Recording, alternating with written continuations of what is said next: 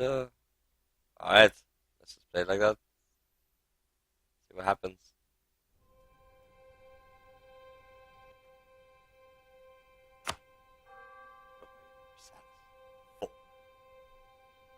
Transport fleets expanded during peacetime. Space warships. Lovely painting of a Native American, which looks like Niagara Falls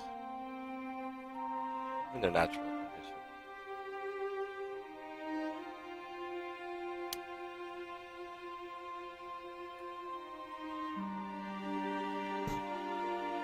So, enlighten us, guys. What kind of game is this? Is this a 4X game? Is this a turn-based strategy game?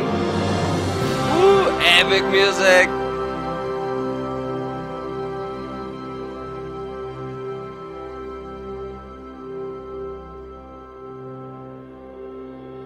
Rise and fall of empires. Oh no, what happened? And we're good. Let's sort out the graphics.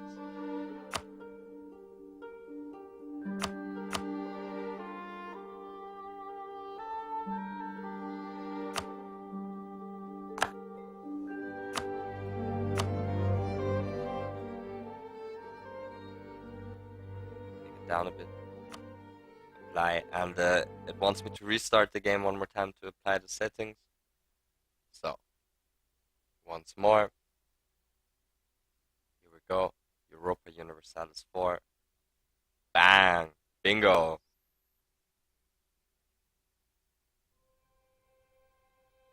Alright, lads, I guess it's time to conquer the world.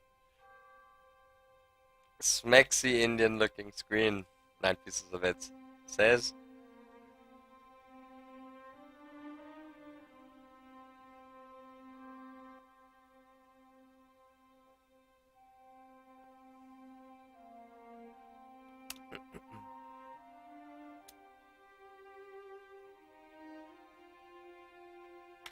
alright, looking good. Multiplayer. What do I do? What do I do? You guys wrote stuff in the...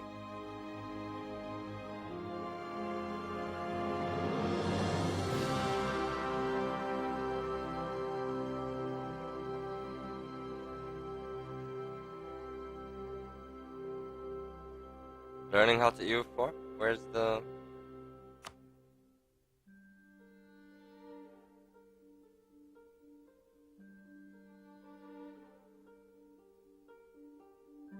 video.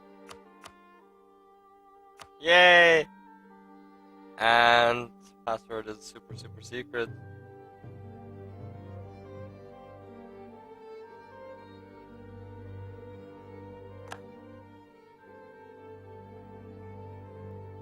Bingo! We made it. Woo! Hype! Hype in the Twitch chat! Hype!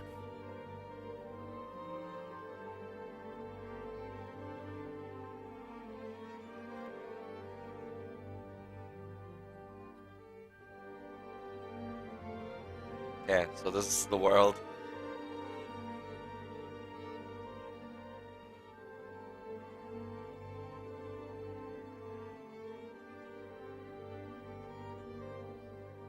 Let's just play. Rise of the Ottomans, Empire of the Sand, First Name. Maybe I can just observe a bit. Observe mode? Can I watch what you guys are doing? No. I must play, okay. Not Iron Man. No country selected. Which country do you recommend for the start?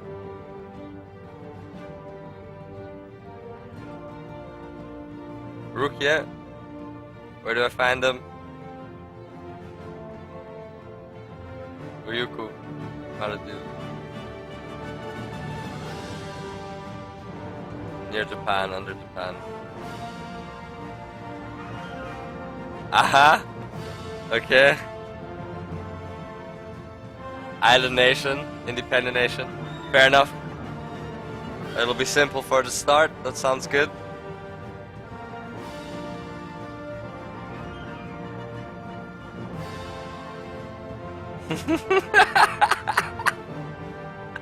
I'm just kidding, guys. Give me France or Britain or Russia or something like that. Like, what do you think is good? I realize that'd be fucked if I take the little island. The Ottomans. Here. That looks good. Portugal. Turkish Delight. Okay, fair enough.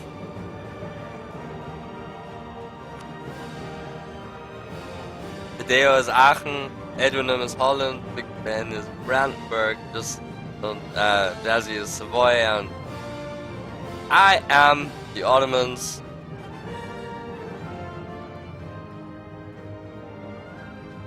Historical start. That's good. Here's the expansions that are enabled. Starting date is 1444, 11th of November. It's before the start of the Renaissance.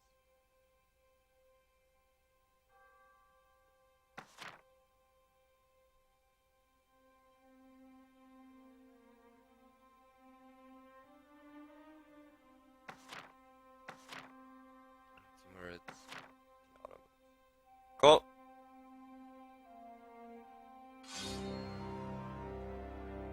Ready, check. No, I don't hear you. You have a microphone now, Big Ben? That's fantastic. Don't know what's up.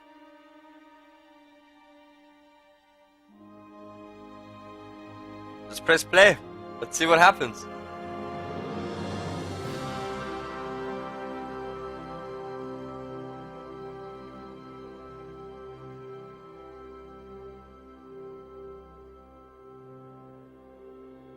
Wichita di Apache.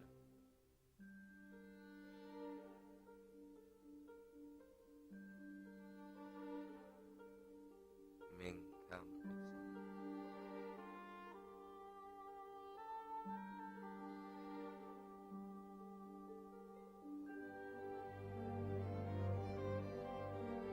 Oh, France.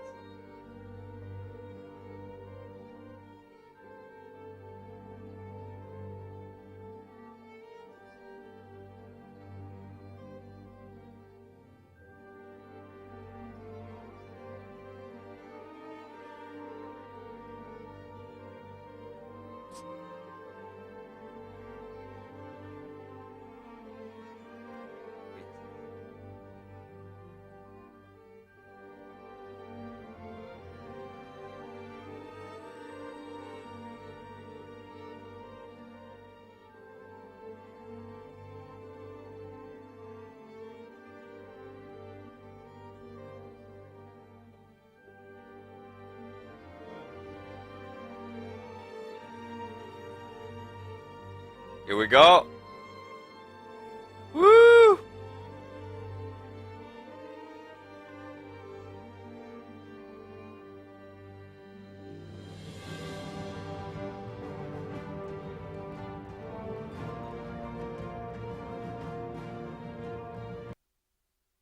All right. Connecting. More topographical. Political map now.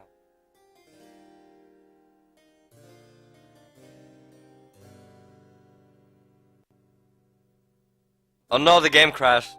Europa Universalis is not responding. Let's wait for the program to respond. Oh, okay, it works. It works. All players have arrived. Sweet. Okay, so we are the Ottomans. These are our various provinces. Ah, we're gonna need to take Constantinople at some point soon. Albania. Greece. Next to each province is buildings.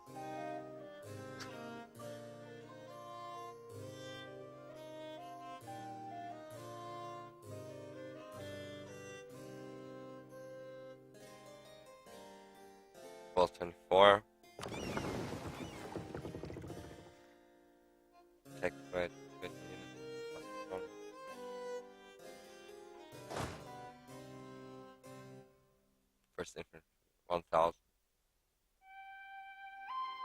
6,000, 2,000.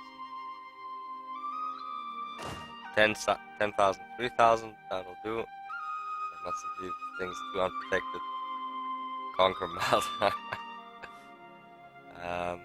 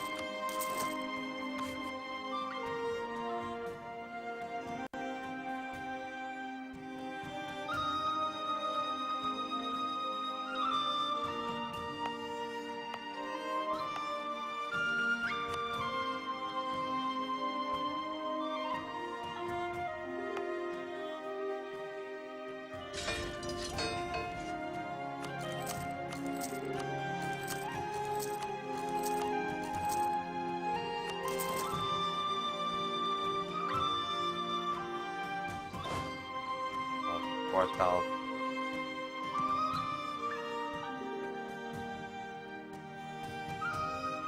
Hello? Hello? Mic check? Can you hear me? Yeah, I can hear you, Big Ben. How are you doing?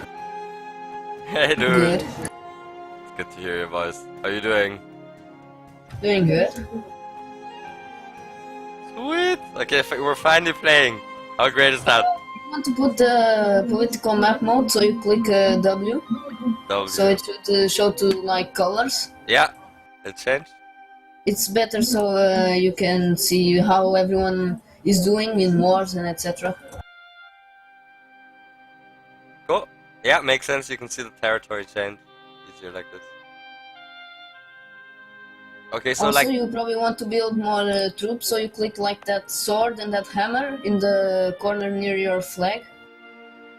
Corner near my flag. Here. Production interface. Exactly, and you can see how much army you have in the bottom, and the number on the right is how much you can build without overspending. 2631 in production 4. Also, one unit costs 1,000 manpower, which is the second thing from on top, which has the 2 men. 20,700 I have at the moment. Yeah, the Ottomans normally have tons of manpower, so it's very easy to get a good army and a strong one is going. Yeah. So it's easy to bully the Middle East and just blob easily. Okay, so then Which we have is pretty much what happens in this game. It's blob simulator, pretty much. Blob simulator. Then we have stability and prestige. Yeah, prestige is affected in wars and battles. The more the prestige, the better. So, for example, you can have a chance of have a personal union, for example, over someone, which means your king pretty much rules over the other country, but you cannot directly affect it. It can only join wars you go on to, etc. And it gives you, I don't think it gives you money and like vessels, but it helps you in wars and normally has more troops. Alright. Okay, so I think I've recruited a couple of units also for the next round. I'm trying not to build too much at the start. How many towns do I have? Can I see a list? The towns are the provinces, pretty much. So you can see there's various names. Each name is a province. And each province has its value. So if you click in Biga, for example, you can see that it has 4 in base tax, which affects your money. Yes. 4 in production, which in fact affects your the goods that you have. So if you have a good that gives a lot of money and you have high production, you're gonna get more money from it. And the third thing is manpower, which affects the national manpower which you gain and the limit that you have. Alright. So the higher the values, the better the provinces, pretty much. Makes sense. Constantinople is probably one of the best provinces, Yeah. which has 9 base tax, 9 production, and 5 manpower. And Ottomans, when they conquer Constantinople, they have a decision where they automatically get a core. It converts to Muslim and it gets a +1 on base tax, I think. It's really overpowered and also turns the Ottomans into an empire, which Okay. gives tons of bonuses as well.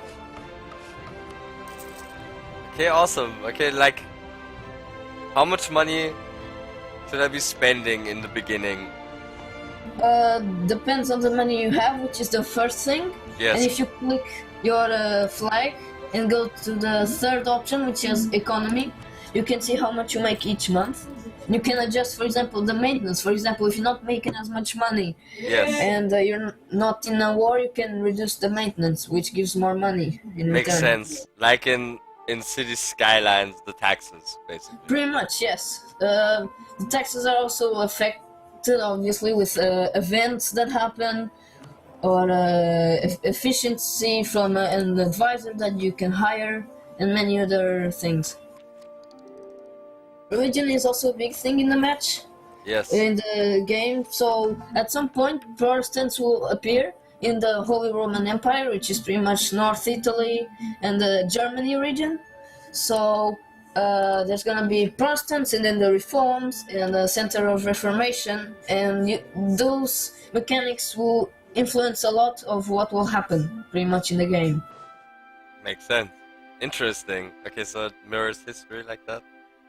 Yeah, it's a very historical game. It has some random events, but according to each region, it has its its historical events. For example, Portugal, when it reaches India, it says the name of the explorer that in real life discovered the route to India, and you get tons of prestige and I Cool. think money and everything. So pretty much history in a different way.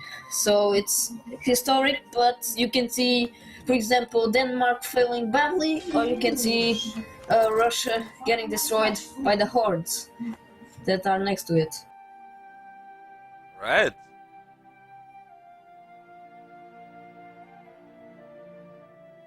You can also form alliances with people that have positive opinion of you. For example, I got offers from Luneburg. If I ally them, I can call them into wars and they can call me into their own wars, and etc.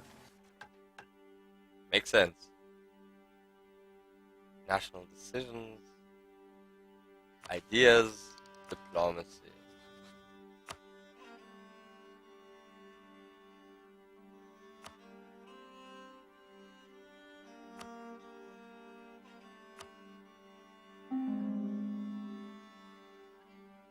Also, there's technology, which there's different groups like Western, which is pretty much all of Europe, except from Hungary to the east and the Balkans. There's the Ottoman tech group, which is a bit better than the Muslim and Horde tech group, but not as good, which costs more points to advance in technology. And military technology affects tactics and the units that you get.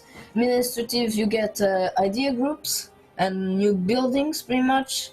And diplomatic is more about colonial range and trades. And with better trade, you get more money from that trade. Makes sense. I just declared war on Athens, just so you guys know. You shouldn't. Everyone in chat is really alarmed because you shouldn't declare like that. In this game, you have to make claim, for example, so you have a legitimate reason to go to war.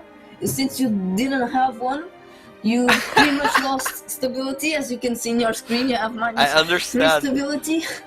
So, I need to realize that this is a very complex game. Look, this Yes, first it's game, not- it's not- we're just you gonna can mess declare- around. I need to learn how to play this. I have no idea, right? You Yeah, guys have right. thousands of hours in this game and I have no idea. I have Yeah, but no once you clue get- what you're talking about, I have to be honest. but, Gotta give me if you some go time, to- mate. If you bombard in, me with so much information, I don't even hear what you're saying anymore after a while. Okay. if you click, for example, in Byzantium, which you're now at war, and you go to the diplomacy, you can see covert actions. In there you can click the fabricate claim, and it takes some time, so you get the claim on that province that you chose, and once you get the claim, you can declare war without any bad things happening. But I can only support the rebels at the moment. So I'll do that. Because you're already at war. If you weren't at war, you could fabricate claim. Okay, I understand. I think there was a mission that says take Constantinople or something like that, which gives an automatic claim, and these happen throughout the game, which the game decides, okay, you should take that province, so we give you this mission, and you can declare easier. Look, so basically, right, if I fabricate a claim before going to war, the other countries are much cooler with me going to war, rather than if I just click. Discovered, it's bad for aggressive expansion, which can affect, for example, coalitions. But if you're not discovered, which normally happens if you're rivaled with that country, you pretty much, it doesn't happen anything. No one gets mad unless the country you did the claim for obvious reasons. Indeed. How does the time pass in this game?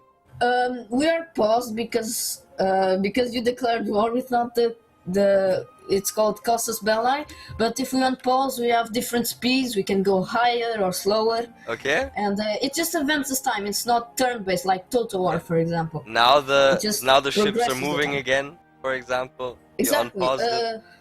To give orders, I think you realized it now. You just click on, select someone. Like on the Total War Civilization maps. Yes, pretty much like that. The ships also work the same. You can merge units if you have two different units, and you select them and click G. It merges in a big unit, and if there's a general, it will use the better general that is in the unit. Okay. Okay, my Sultan Sweden declared war upon their new enemy Denmark. Yes, because there's the Kalmar Union at this point, so Denmark has the personal union over Norway and Sweden. And Pede is playing Sweden, and he just declared war for his independence. So all he has to do is not get his capital sieged, get good enough war score, and then he can peace out for his independence. Then he'll be an independent Nordic country and do whatever he wants. Wow, so by playing this game, you learned the entire history of this period of time. Exactly. There's also a lot of Harold from Friesland. Starts as well. There's tons of starts. For example, this game goes until 1821, if I'm not mistaken. So you have, for example, the 30 Years' War start. You have the Discover the New World thing, and just many starts you can just start playing if you're just bored and want to try something new instead of the old 1444 start. Okay.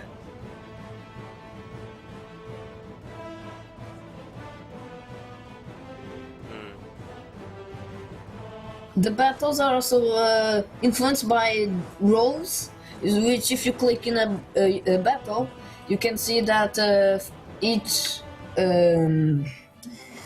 the fighting units have a role. The higher the role compared to the other is better, so you deal more damage. And it affects on the general as well. If they have good stats, it affects the damage that they do. So, and the terrain as well. If you cross a river, you get a penalty. If you go attack in a mountain, it also gives a penalty, and other factors. Unit disadvantages. How do I see stats of each individual unit? Okay, like Yanya Ordoso, he's only got 1,000 guys with him. Yeah, there's each just unit, the minimum is pretty much 1,000, but they obviously can take damage. Yeah. Rebuilding unit will cost you manpower, so if you go into a heavy war, you better have the max manpower or close to it, if you know it's gonna lose tons of units, and not just declare randomly. So these things also impact in just going to war.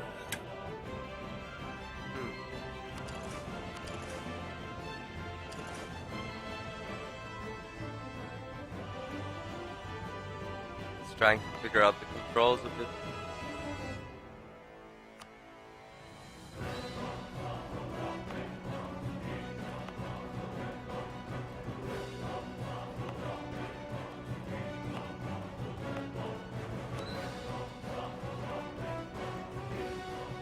Yeah, like Peter said on the chat, the combat is based a bit on luck as well. So if they're same technology, they have no general, for example, you just pretty much depend on the rolls of the dice. You just have to hope for the 9 and the 8, which are the max rolls, and they get in a 0 or a 1. So it's a bit luck based as well in the battles.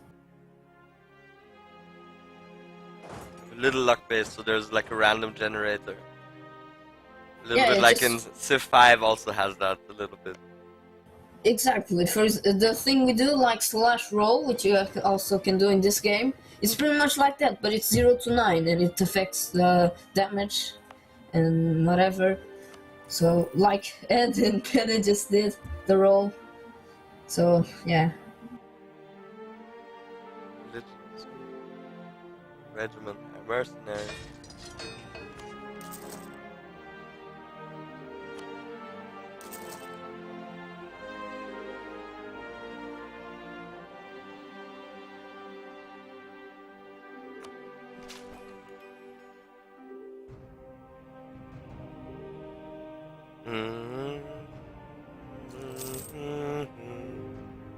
Because we're gonna have to make a fresh game the next time we play. Clearly, just need to figure this out a bit. A river flows between this province. Province history. A gift. My Sultan will receive a truly generous donation of $25 from our friends in Sweden. Thank you very much. Yeah, you can send gifts to improve relations in this game. It's called ducats in the EU4 terminology. If you're at war, you can raise taxes, so you spend 50 military power, which is the little 3 things, and it's the third one, which has the 2 swords. So if you have enough manpower, military power, and you need money, you can easily use it, and it lasts 2 years, even if the war ends between the war taxes. War is expensive. Okay, we have an army of 30,000.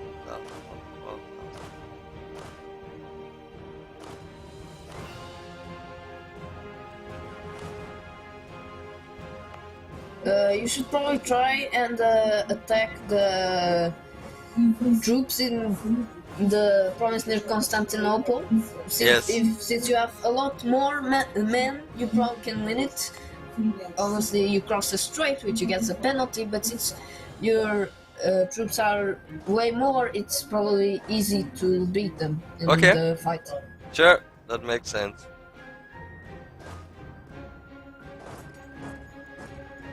Also, if you have, for example, a nation which you want to ally and they don't hate you for some reason, you can improve relations with them and even royal marriage them if they're in the same religious group. So there's the Islamic, there's Christian and the Eastern ones as well. Indeed, the Battle of Athens has been won.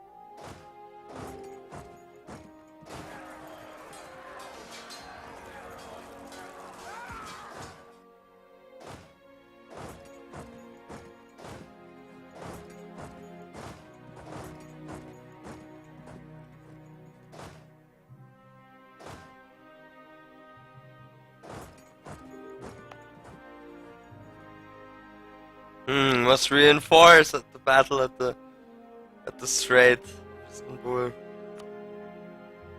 Battle of one. They're running. Yeah, the war against Byzantium shouldn't be too hard because they're little and they normally have no allies, or they can ally Serbia, but it won't do much damage to you. And what you want to do next is probably get most of Turkish peninsula like Karaman, Kandahar, and Ramazan and Dolkader, so you can consolidate the region pretty much. Yes, makes sense. But you have to watch Kazumanu. out because either Ramazan or Dolkadir normally allies Mamluks, and though there's someone you can easily beat later on, at the beginning of the game it's not really someone you want to fight, since you haven't conquered too much yet. True. Yeah, I must be careful. In this case, I think neither has allied the Mamluk, so should be fine. But it was just in case, because it happens a lot of times in EU4, and the AI normally just doesn't care and invade them anyway. But as a player, you probably want to be more careful about those things. Right, you don't want to disturb the balances too much. Exactly. Until you know Sultan. that you have a good amount of troops that you can easily defeat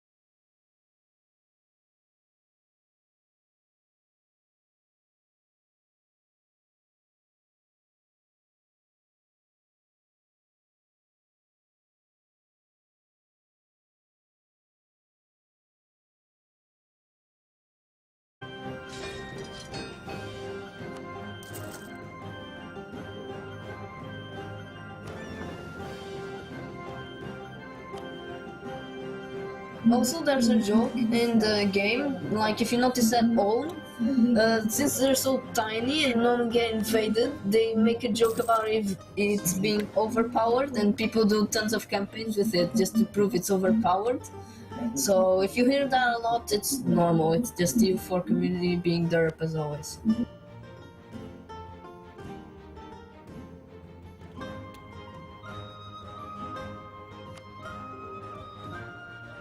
Turn one of my barks into a pirate ship. Why not? Battle of Yanya. Oh.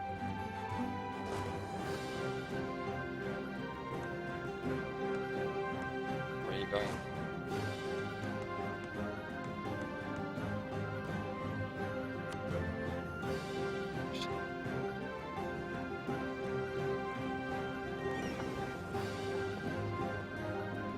Yeah, about the maintenance, if you're going to battle, you probably don't want your maintenance down because there's morale.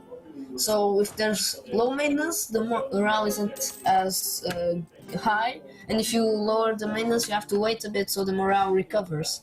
So it affects a bit. So just pretty much, if you're at war, you're going to battle, you don't want maintenance down. Why are these units unorderable? Why are they heading east like that?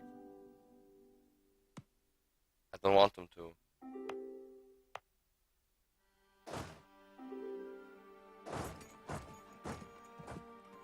And they also don't seem to be occupying Constantinople properly. It was working well in the other province. You probably want to merge the units in Constantinople. It's better just highlight them all and click G, so they all G? become one big, yes. Ah, perfect. Okay. So And they all now merge detach together. enough units to execute And you siege. probably want the maintenance in the siege, so it goes a bit faster as well. The sieges are also affected by rolls, like in battles. So if you get, but it's high rolls. So if you get, where is it? If you get, I think, a high number, for example, 15, there's a water shortage, which helps in that percentage of the siege. The higher the percentage, the higher the chance it will end in the next sort of turn. Roger. But I don't understand why this big army went all the way over there. Because it retreats. When you lose a battle, it retreats to probably the farthest part away they can reach. Oh my god. So yeah, it affects a bit morale as well. So players normally use this to just squash the enemy army. So if they're retreating, they go to the place they're retreating and they just attack because they'll have more morale, and it's much easier to just defeat them, pretty much.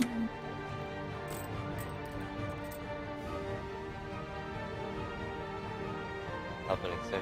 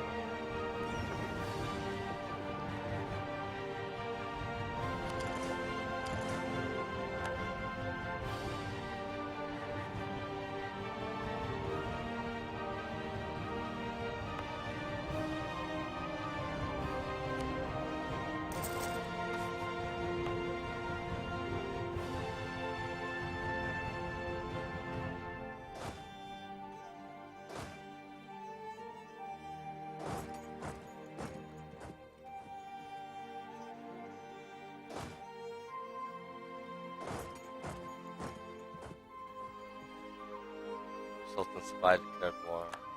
Oh. Those guys.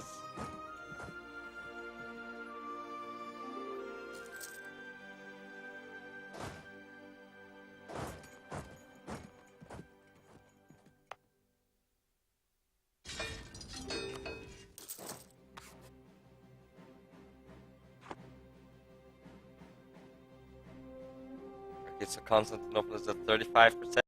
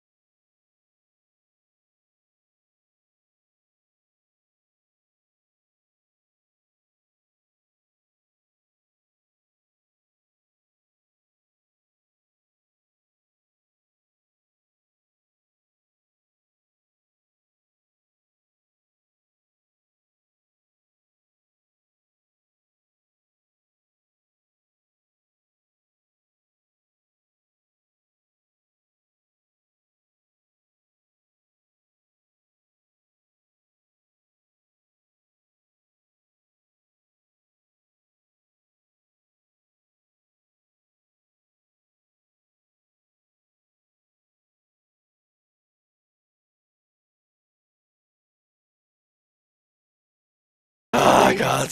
It's for the entertainment of the viewers, I guess. They want to see the empire crumbling for once. and I am delivering. Oh god, how am I gonna fight this? Okay, I need to stop the siege of Constantinople and fight these heathens. It's not like we advanced much anyway, we just advanced 3 years, so it's easy for a restart, since we just went speed 1 most of the time. But yeah, I guess tomorrow we can make a new game. And we'll have learned a bit more by then. The Battle of Edirne. Exactly. Oh god. And by that point probably learn that claims are important.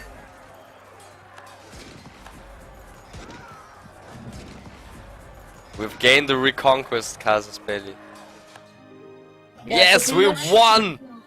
The Reconquest. That's what happens if you miss. You get, if someone has you have a core on someone else's land, either if you lose it in a war or just historically have it. For example, you have a core on Albania, which is now controlled by Venice, so you now have Casus Belli on Venice to take that province.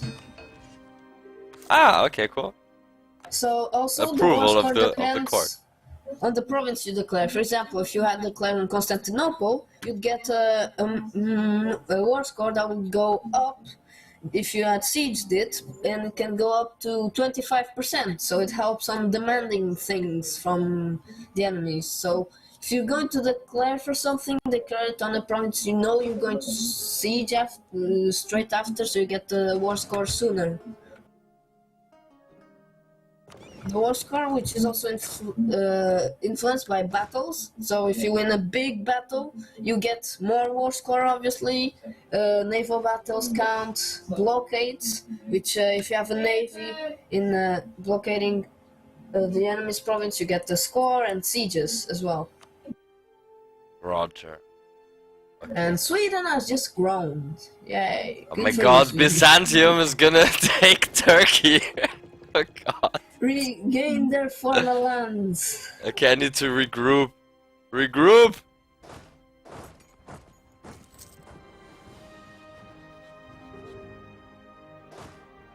Oh, if you go into the war, if you click below and you see the enemy's flag, you click it, and there's this bird with some sort of paper. If you click there, there's this called peace screen. So you can click on the provinces you either sieged or not, and it values on a certain war score. The better the development, the bigger the war score needed to take it.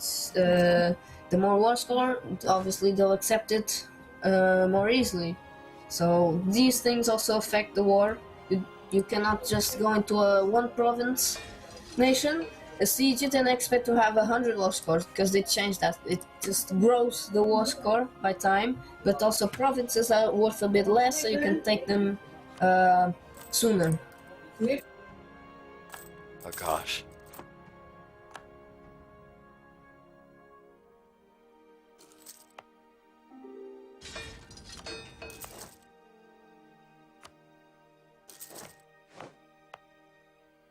Raise an army.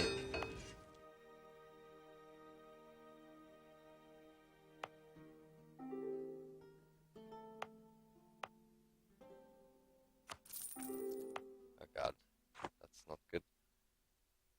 It's also a little bit like there's a lot of 4x in here. A bit of Sins of the Solar Empire. Have you ever played that? That's a wicked game. No, actually, haven't, but I heard of it, so I don't know. It's cool, I can show you sometime. It's a terrific game. I have it somewhere still, on CD. I have to find it.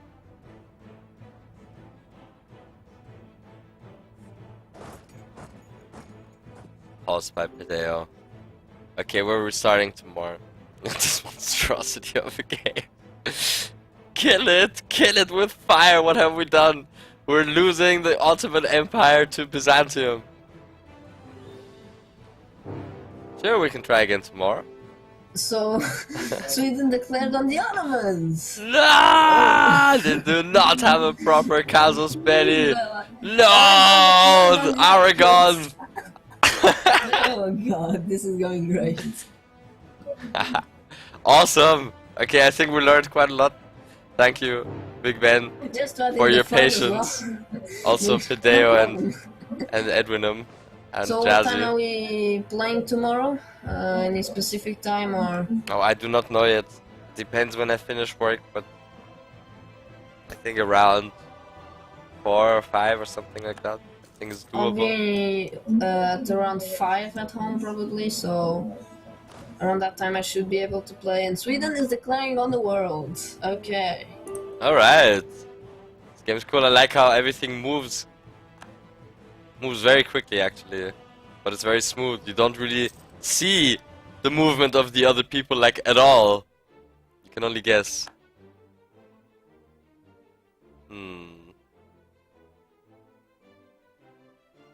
I love how I'm at war with the Aragon, Ottomans, and Sweden. So this is just going great. And Sweden will want to give me money. Okay, sure.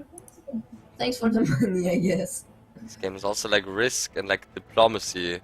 The board Yeah, game. diplomacy is a big thing as well. If you have a vassal, you probably want their relations high, and then so you can integrate them. When you get a vassal, you have to wait 10 years until you can start the integration process. Pretty much, with personal union members, it's 50 years. But in case of Poland, which they get a decision to make the personal union, they also have a decision to integrate Lithuania in forming the Commonwealth, as it was known. Cool. That's so cool. Hey Ark! Ark is here. Hello. How was school, Ark? Hope you guys are learning things about history and oh my god, it's all happening. The Everyone remembers battles. the Swedish invasion of Ottomans in 1448. History. Oh my word! Attack! Attack, Yes, you basically, cowards! Everyone remembers the Burgundian invasion of Savoy and the Mamlukian invasion by Aragon, obviously. So very The historic Aegean Sea is just going nuts. It's just colored in red. Orthodox rebels and Byzantium invading Ottomans. The Orthodox rebels. Look, they've taken 2 provinces. And Hungary sieging Naples as well, apparently. So, and Sweden's going to send over troops. Wow. So it's basically like now with Erdogan in charge. It's kind of what it looks like now. It's even worse if you play the extended timeline, which is a mod, and you have tons of timelines, and there's the present timeline, and so you see Turkey allying with Romania and invading Bulgaria, for example, and you just see South Africa blobbing, for example, as well. So it's just mental in the modern timeline thing. Especially since scoring is so cheap, so you pretty much get casus belli on everyone. You get nationalism if they are a culture group, or imperialism on everyone else. So sometimes see France rivaling Brazil. Yeah, that happens. So yeah, it's just mental, this game. It's Blob Simulator, as I said. Fascinating. I'm enjoying it. It's good fun so far. Yeah, I mean, it's a fun game. even though I got Just need wrecked, patience. I think I learned a lot About claims, pretty much. about claims, about how the movement works, how the interface works, some of the menus, some of the important ones. Yeah, the technology, which we haven't covered because we haven't advanced enough, but it's also a big factor. So if you have, for example, technology 8 in military and your opponent that you want to invade is 6, you probably have a bit more advantage in battle because you have better combat ability and more land morale and more things and better units and guns and cannons and a whole new thing. So you get also cannons, which help in sieges to go faster.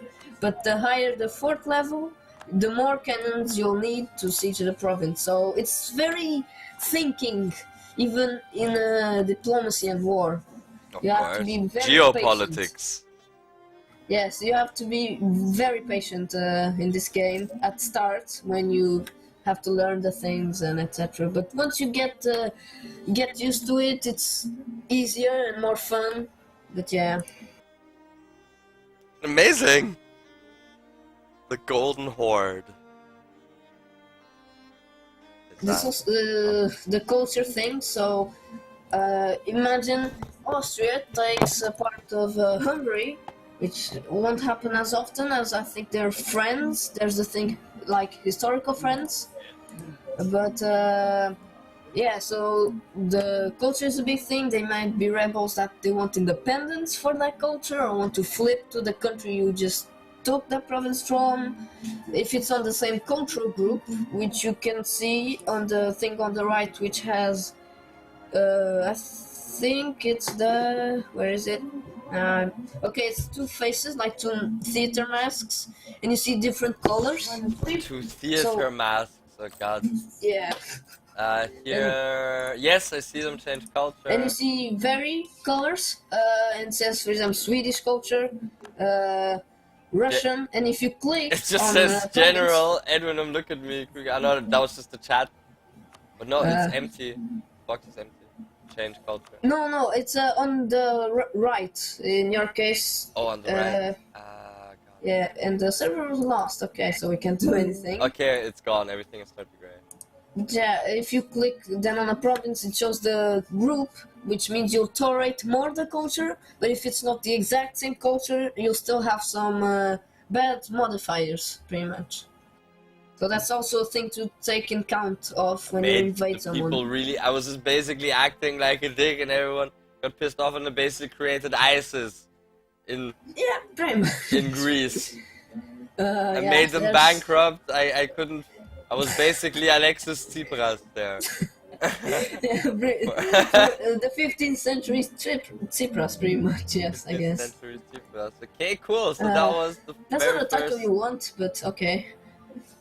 Oh god. So it's that a was fun the game. very first It's a try fun in game. Europa Universalis IV. Thank you, Big Ben, Video, No problem. Edwin, and Always here to Jazzy. help when possible. Cool, I'm glad we finally got around to playing it for the first time. How we spent so much time and only the past 5 years. That's also something very impressive. Since we were on speed 1 constantly and pausing the game and Byzantium pretty much as Sweet. well. Sweet, loving it. Okay, nice. What do you guys want to play next?